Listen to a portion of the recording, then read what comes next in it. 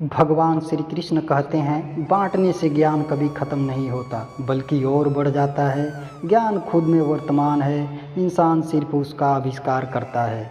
दुनिया में कुछ ऐसे लोग भी होते हैं जो कि किसी भी विषय में थोड़ा सा ही ज्ञान प्राप्त होने पर यह समझने लगते हैं कि वे दुनिया के सबसे अधिक ज्ञानी व्यक्ति हैं और फिर अपने तुच्छ ज्ञान के बल पर सामने वाले को नीचा दिखाने की कोशिश करते हैं, जबकि वे यह नहीं जानते कि ज्ञानी व्यक्ति वो नहीं कहलाता है जो कि काफ़ी बातें जानता है, बल्कि वास्तव में ज्ञानी उन्हें माना जाता है जो कि कम मगर काम की बातें जानता है। वही ज्ञान पर इस तरह के सुविचारों को हमें अपने जीवन में उतारने की ज़रूरत है। ज्ञान से विनम्रता आती है और विनम्रता से पात्रता। जैसे प्रेम हमें परिपूर्णता देता है, वैसे ही ज्ञान हमें शक्ति देता है। ज्ञान अगर इंसान के दिमाग में रहे तो बोझ बनता है और जब व्यवहार में आ जाए तो आचरण बनता है। जिसे हम नहीं समझ सकते उसे समझना ही ज्ञान है। सिर्फ ज्ञान ही एक ऐसा तत्व है जो कहीं भी किसी अवस्था और किसी भी समय में भी इंसान का कभी साथ नहीं छोड़ता है। सिर्फ एक बार किसी वस्तु के बारे में ज्ञान हासिल कर लेने का मतलब यह नहीं है कि व्यक्ति को उससे संबंधित पूर्णतः जानकारी प्राप्त हो गई, बल्कि ज्ञान को समय समय पर सुधारने और बढ़ाने की ज़रूरत होती है। नहीं तो समय के साथ साथ ज्ञान भी गायब हो जाता है। इसलिए हमेशा अपने ज्ञान को बढ़ाने का प्रयास करना चाहिए एवं इसका अभ्यास करते रहना चाहिए। ज्ञान ही मनुष्य को समाज में एक अलग पहचान दिलवाता है एवं दूसरे व्यक्ति से अलग बनाता है। हर व्यक्ति को ज्ञान प्राप्त करने के लिए प्रेरित करना चाहिए, क्योंकि यह मनुष्य के अंदर विलक्षण ऊर्जा पैदा करता है। वहीं ज्ञान पर लिखे गए इस तरह के विचारों को नई नई खोजों से नया ज्ञान प्राप्त होता है। ज्ञान को हमेशा लगातार सुधारना, ललकार देना और बढ़ाना ज्ञान को हमेशा लगातार सुधारना, ललकार देना और बढ़ाना होता है। नहीं तो ज्ञान धीरे धीरे गायब हो जाता है।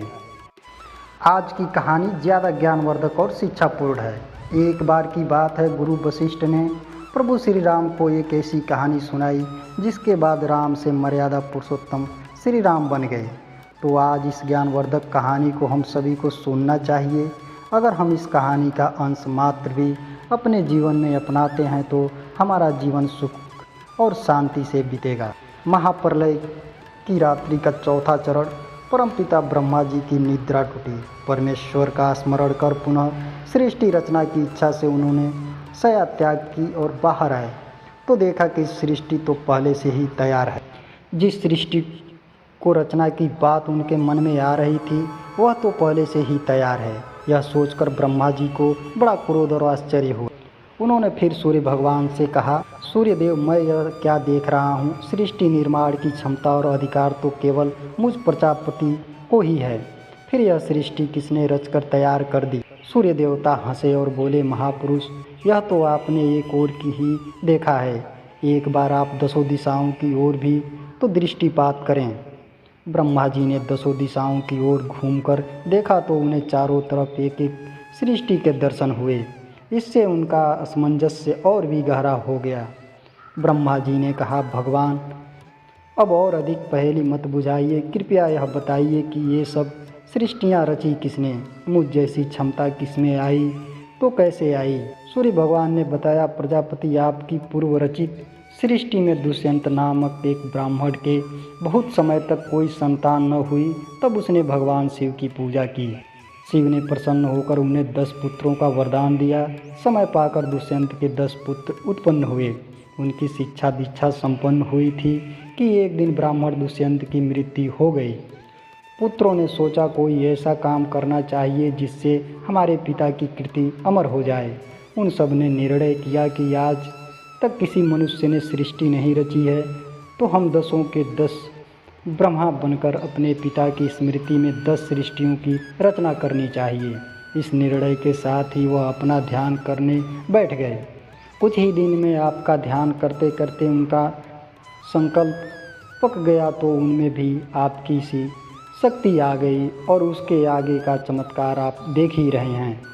यह कथा महर्षि वशिष्ठ राम को सुना रहे थे। इतनी कथा सुनने के बाद महर्षि वशिष्ठ ने कहा, हे राम, मंत्र के साथ ध्यान का यही विज्ञान है। मनुष्य जिसका भी दृढ़ता से ध्यान करता है वैसे ही शक्ति वाला बन जाता है। कहानी को आगे बढ़ाते हुए वशिष्ठ जी ने कहा, देव और असुरों में घोर युद्ध हो रहा था। राक्षसों के शस्त्र बल और युद्ध कौशल के सम्मुख देवता टिक ही नहीं पाते थे।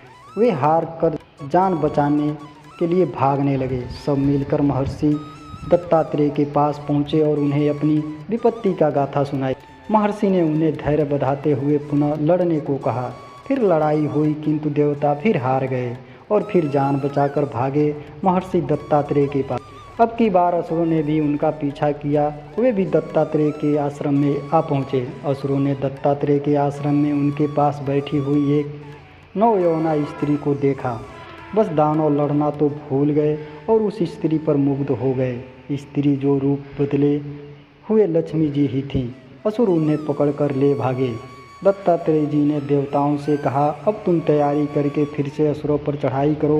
लड़ाई छिड़ी और देवताओं ने असुरों पर विजय प्राप्त की। असुरों का पतन हुआ। विजय प्राप्त करके देवता फिर दत्तात्रेय के पास आए और पूछने लगे, भगवान, 2 बार पराजय और अंतिम बार विजय का रहस्य क्या है? महर्षि ने बताया, जब तक मनुष्य सदाचारी संयमी रहता है तब तक उसमें उसका पूर्ण बल विद्यमान बना रहता है, और जब वह कुपथ पर कदम धरता है तो उसका आधा बल क्षीण हो जाता है। नारी का अपहरण करने की कुचेष्टा में असुरों का आधा बल नष्ट हो गया था, तभी तुम उन पर विजय प्राप्त कर पाए। इस कहानी से हमें यही सीख मिलती है, जब तक मनुष्य सदाचार और संयम के साथ कदम बढ़ाएगा तब तक उसका बल और बुद्धिमत्ता बना रहेगा, परंतु जब वह बुरे रास्ते का चुनाव कर लेता है तब उसका आधा बल और बुद्धि नष्ट हो जाता है।